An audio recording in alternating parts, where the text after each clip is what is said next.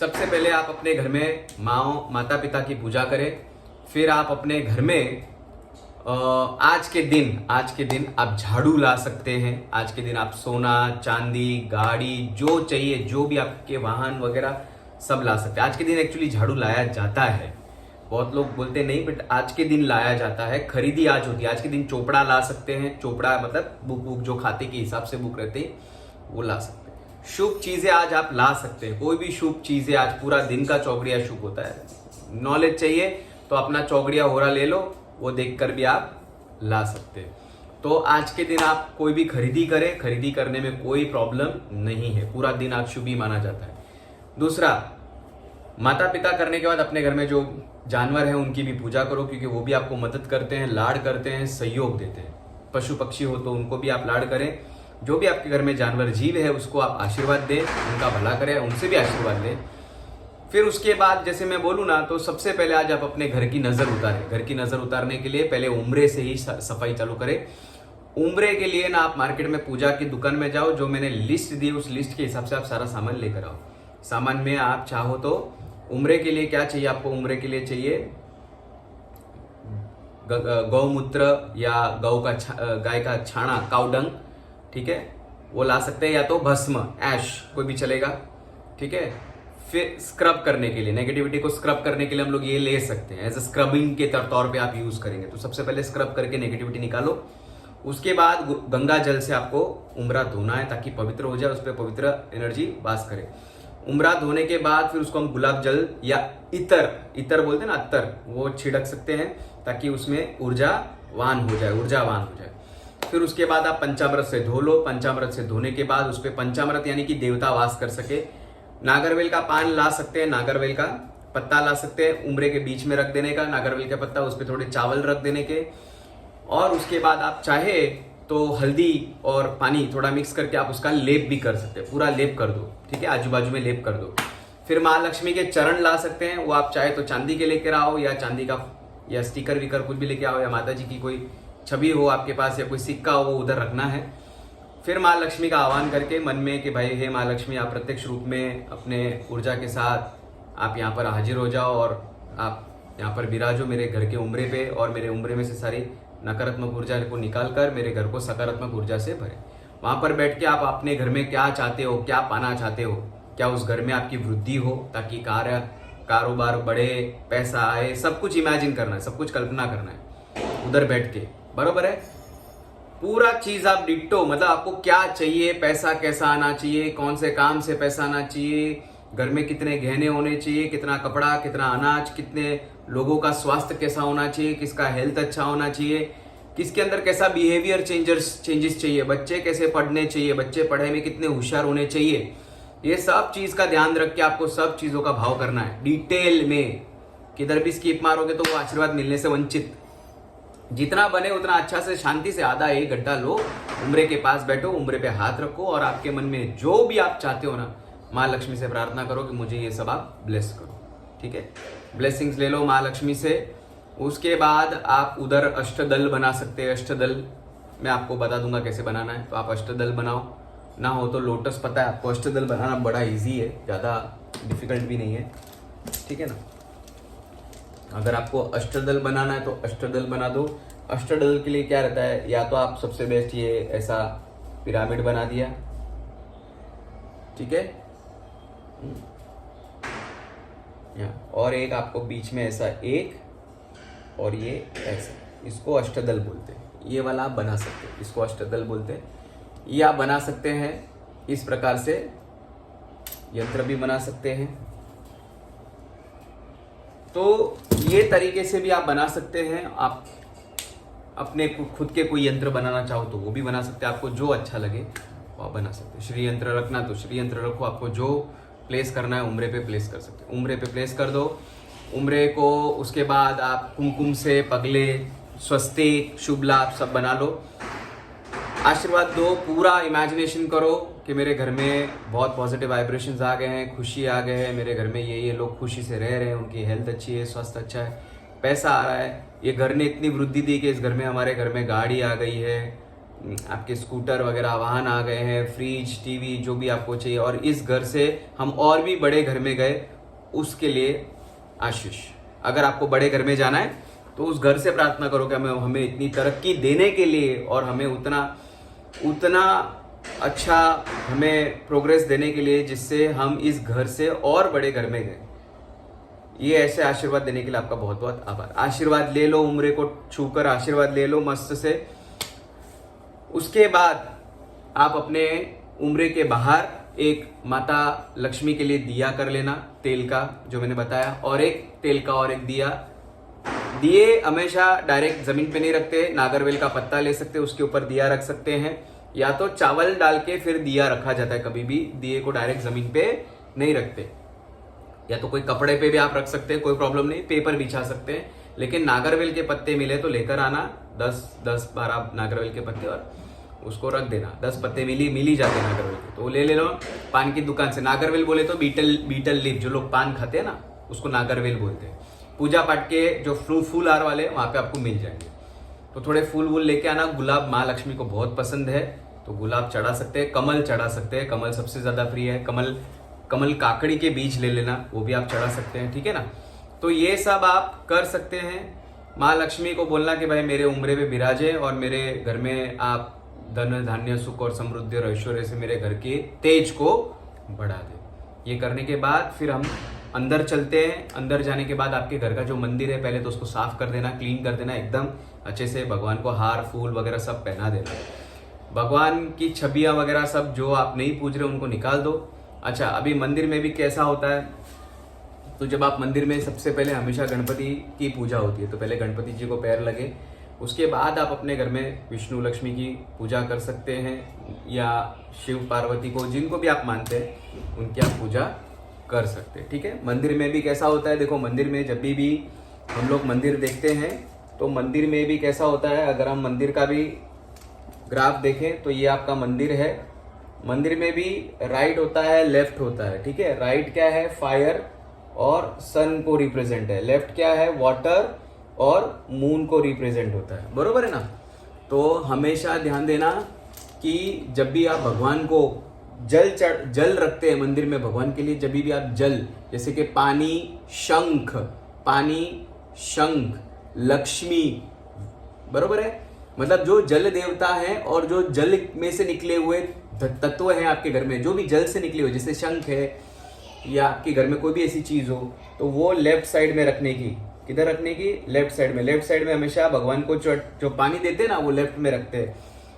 फिर आप जैसे जो पानी में से, दरिया में से निकलने वाली जो चीजें होती हैं, जैसे शंख वगैरह आपने कुछ रखा है, वो सब लेफ्ट साइड में रखा जाता है मंदिर में, ठीक है। लक्ष्मी माँ की छवि भी लेफ्ट में रखी जाती है, माँ पार्वती को भी लेफ्ट में रखा जाता है, यानी कि फीमेल जोन है ये आपका फीमेल जोन है, शक्ति का जोन है, ठीक है ना। ये कौन सा है, देव जोन है, मेल जोन है। तो ये कौन है, ये शिव का जोन है या विष्णु का जोन है, समझा। ये लक्ष्मी का जोन है। इस हिसाब से सेंटर में गणेश रहते हैं, गणपति हमेशा बीच में रहते हैं, सेंटर में गणपति रखा जाता है, कभी भी गणपति को साइड में नहीं रखते। तो ये जो हिस्सा है ना, यहाँ पर आप दिया लगाते हैं। हमेशा दिया किधर रखा जाता है मंदिर में, राइट साइड में दिया रखा जाता है, राइट साइड में भोजन रखा जाता है। भोजन कैसा है, खाने के बाद पचना चाहिए, तो यहाँ पे हम फूड रखते हैं, भोजन की थाली, यहाँ पे दिया, और क्या, घंटी क्या है, वाइब्रेशन, बरोबर है। तो वाइब्रेशन क्या करना चाहिए, पॉजिटिविटी लाना चाहिए ना। तो घंटी किधर रखते हैं, बेल आपको हमेशा राइट साइड में रखना चाहिए मंदिर के। इस हिसाब से मंदिर को सजाना चाहिए। तो सोचिए समझ के आप मंदिर में भी अपना अरेंजमेंट इस हिसाब से करें।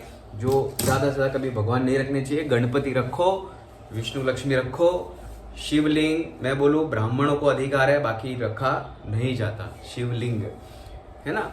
महादेव के बहुत भक्त हो तो छवि रख दो, भगवान शिव की छवि रख दो, लिंग मत रखो। माँ पार्वती का फोटो, भगवान गणपति कार्तिक के साथ में रख सकते हैं फोटो।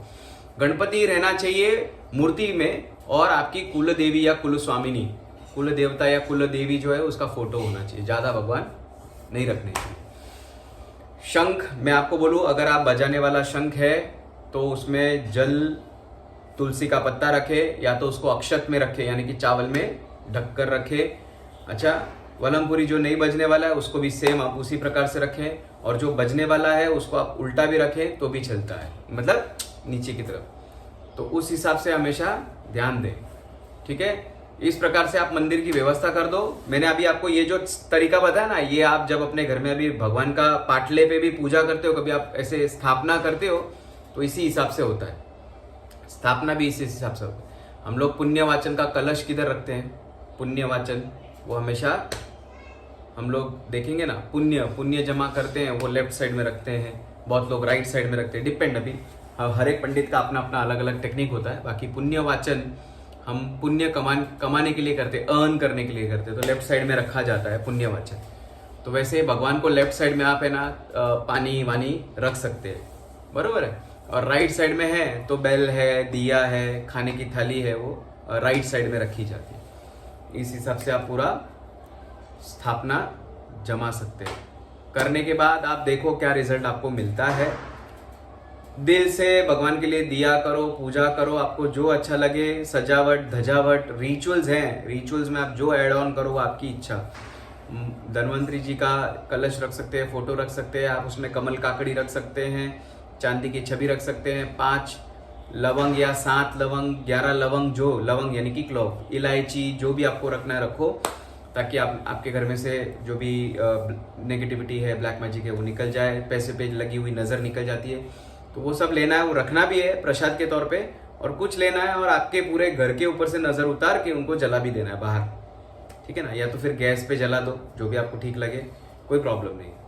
तो आप लवंग इलायची ना लेके दरवाजे पे घुमा के या उम्रे पे भी घुमा के 7 बार उल्टा घुमा के उसको गैस पे जला सकते हैं। 7 लवंग 7 इलायची, ये मैं आपको पहले बता देता हूँ। इस तरीके से पूरा विधि विधान करें।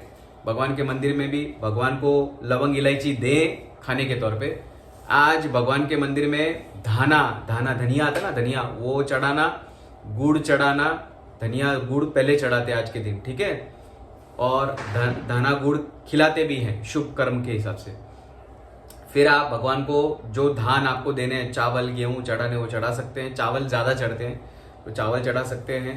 फिर आप भगवान को फल फ्रूट चढ़ाएं, केला चढ़ाएं, जो भी आपको, हल्दी भगवान को चढ़ाया जाता है, हल्दी, तो ये सब चीज आप भगवान को चढ़ाएं। फिर आपके घर में कुछ पैसे हैं, पैसे का नोट रखो, थोड़ा चांदी, सोना, कुछ दागिने, कुछ आपके बैंक के पासबुक, आपके खाते के बुक, जो भी आपको इच्छा है वो आप रख के उनकी सबकी पूजा कर सकते हैं। आप अपने गाड़ी की पूजा, वाहन की पूजा, घर की पूजा, मंदिर की पूजा, माता पिता की पूजा, बच्चों की पूजा भी होती है, बच्चों की भी पूजा कर सकते हैं, बराबर है। फिर आप अपने घर को आरती दो, घर की आरती लो, घर को आरती बाहर दरवाजे से दो, घर से बाहर दो, जो करना है करो। घर के अंदर 8 दिशाओं को आरती दो, 8 कॉर्नर्स को आरती दो, वो सब आप कर सकते हैं। अपने माता पिता की आरती उतारे, ये जो आपको दिल में आए वो आप करें। भगवान को मंत्र की आवश्यकता नहीं होती है, हृदय में से निकलने हुए शब्द, आप एक हाथ में पानी ले लो और आंखें बंद करके खाली 3 बार है ना, विष्णु विष्णु विष्णु, यानी कि सूर्य नारायण, नारायण को आंख बंद करके ध्यान में ले लो और बोलो कि हे नारायण, मैं आपको मन में ध्यान में धरते हुए मैं आज ये शुभ कार्य करने जा रहा हूँ। इस शुभ कार्य में आप मेरा साथ दे, मुझे ज्ञान दे, मुझे मार्ग दे। कहीं अगर मेरी ना समझी है तो मुझे माफ करे, लेकिन मेरे हृदय से, मेरे दिल से और मेरे अनुमान से मुझे जो अच्छा लग रहा है उस प्रकार से मैं ये क्रिया कर रहा हूँ। इसमें आप मेरा सहायता दें, मैं अच्छे से अच्छी मेरी क्रिया हो और आपसे मुझे ब्लेसिंग्स मिले और मुझे संतुष्टि हो, मेरे परिवार में सबको संतुष्टि मिले, ऐसा आप हम पर आशीष बरसाओ। ये करके फिर आप संकल्प छोड़ दो, भगवान के हाथ में दिया लगा दो, पानी रख दो, थोड़ा सा खाने पीने का रख दो, भगवान को सामने भोग धरा दो, ठीक है ना। उसके बाद आप अपने थोड़े से अंगों को पवित्र कर लो। ओम अपवित्र पवित्रो वाह सर्वावस्थाम गतो अपि वाह। इसका मतलब है कि हे भगवान, मेरे शरीर के सारे अंगों को आप पवित्र करो, मेरे अंदर जो मन में मैला है उसको भी पवित्र कर दो, मेरे विचारों को पवित्र, मेरे पूर्ण शरीर को पवित्र करो, ताकि मेरी काया शुद्ध रहे और ये जो भी क्रिया कर रहा हूँ इसमें मैं संपूर्ण रूप से आपका होकर पूजा कर सकूं, ऐसे मुझे आशीर्वाद दो। कर लीजिए विधि विधान से, बरोबर है। तो विधि विधान के साथ पूजा प्रारंभ करें। भगवान को आपको जो लगे पैसा दो, हाथ रखो, आंखें बंद करके आशीर्वाद दो कि हे भगवान, मैंने अपने मन से इतने पैसे आपको दिए हैं, अर्पण किए हैं, इसे आप स्वीकार करें। ये पैसों को इस प्रकार से आशीर्वाद दे कि जब ये पैसे मैं अपने घर में रखूं तिजोरी में तो मेरा धन का भंडार भरे। इस प्रकार से धन का भंडार भरे, मेरा पुण्य भरे, हमारे घर में सबके कर्म अच्छे हो, हेल्थ अच्छा हो, जो भी खाना खाए वो शरीर को अच्छे से मिले, हुष्ट पुष्ट हो, बच्चे पढ़ाई में होशियार हो। तो बच्चे को पढ़ाई की बुक को भी आप ब्लेस कर सकते हैं। बच्चों की जो पढ़ाई है ना, उनके बैग वैग, स्कूल, उनके पेंसिल्स वगैरह सबकी पूजन बच्चों को भी बिठा सकते हैं। चाहे तो बच्चों को भी बिठा सकते हैं। बच्चे आप लोग भी अपनी पूजा करो, अपने सभी बैग की पूजा करो, बुकों की पूजा करो, आप अपने जो भी कंपास बॉक्स है वो सबकी पूजा उनके आते भी उनके थ्रू पूजा करवा सकते हैं। पूजा आप कोई भी प्रकार के आज धनतेरस में कर सकते हैं। धन का मतलब ही होता है कि जिससे हमारे जीवन में स्वास्थ्य बढ़ता है, स्वास्थ्य अच्छा होता है, मन अच्छा होता है, वो हमारे लिए परफेक्टली धन होता है। गाड़ी आपके लिए धन है, घर है तो आपके पास इतना धन कर रहे हो, घर ही आपको सपोर्ट करता है ना।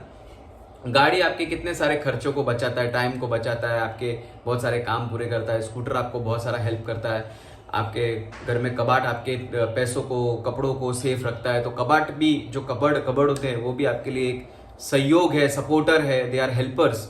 तो हेल्पर की दृष्टि से देखेंगे तो हमारे घर में बहुत सारी चीज जो हमको हेल्प करती है, सब में धन वास करता है। तो आप सबकी पूजा कर सकते हैं। आपकी जो मनो इच्छा हो, सर्व मनोकामना से पूजन करें। ठीक है, तो मेरे हिसाब से जो था मैंने आपको बता दिया। अब आप अपने हिसाब से कार्य करें। शाम को जिन जिन लोगों को इंटरेस्ट है वो जूम ऐप के थ्रू आकर मेरे साथ भी वो लोग कर सकते हैं। उनको अगर कुछ शब्द बोलने में दिक्कत होती है तो मेरे साथ साथ विधि करें। मैंने सब आपको बता दिया है पद्धति, इसमें वीडियो के जरिए देख लीजिए, समझ लीजिए। ठीक है ना। और अगर कहीं आप अटक गए तो बता दीजिए, हेल्प कर दूंगा। लेकिन एक इतना बता देता हूँ कि जब मैं ये अपना शाम को कार्य चालू करूंगा तो मेहरबानी करके मैं किसी का भी फ़ोन उठाऊंगा नहीं। ना रिक्वेस्ट है फ़ोन कीजिए। 7 बजे से 9 बजे तक I won't be able to talk with anyone. मेहरबानी करके 6:30 बजे के बाद मुझे कॉल मत कीजिएगा। जो भी क्वेरी उससे पहले पूछिएगा। 6:30 बजे के बाद मैं किसी को रिप्लाई नहीं दूंगा, मैं किसी को कुछ नहीं बताऊंगा। मुझे भी पूजा करना है, मैं अपने कार्य में बिजी रहूंगा और लोग मेरे साथ कर रहे होंगे, तो मैं किसी को बीच में आड़े रिप्लाई नहीं दूंगा। स्ट्रिक्ट वार्निंग है, पहले मैं आपको बता देता हूँ। तो happy Dhanteras to all of you. Thank you for viewing my this video.